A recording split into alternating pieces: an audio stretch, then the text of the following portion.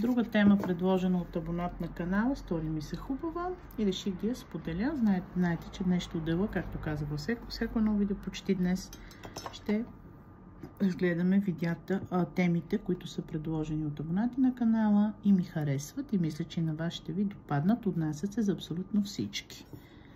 И ще бъдем ли отново заедно и ще сме щастливи ли? Ще бъдем ли отново заедно? Да видим, ще бъдем ли отново заедно. За лични консултации може да ми пишете.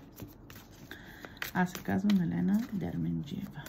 Освен, че съм таролог, съм и мастер коуч, треньор, терапевт по личностно развитие, така че може не само да си записвате за таро четене и за терапия.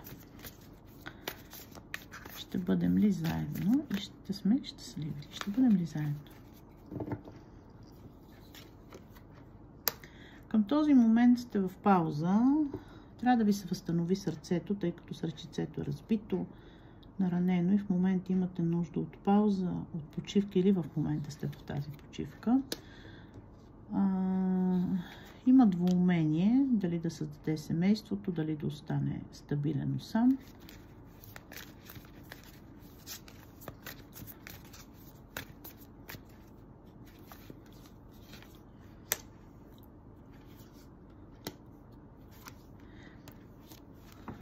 Днес ми върви да завършим с тройка мечове.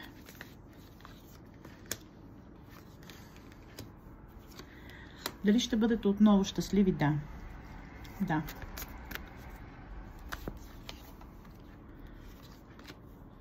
Да. Отново ще има победа. Почертах тройка мечове. Като видя тази тройка мечове, се сещам за една колежка в кавички, където каза, че тройката мечове обич, ревнува ви, следи ви, ви обича. Така ми се запаметила. Хубаво е на антиколежките, там измислените герои, таролози, да научат елементарните значения на тарото и да правят видеа, да не се излагат. Така. Дали ще бъдете отново заедно? Да, ще бъдете отново, но на този етап трябва да възстановите сърцето си, да излекувате сърцето си, да спрете да се стискате и да намерите пътя един към друг. Към момента се двуми, защото явно много сте се наранили. Може и трети човек да вляза във вашия живот. Може човека да е да сте в любовен триъгълник, макар че до тук не го видях.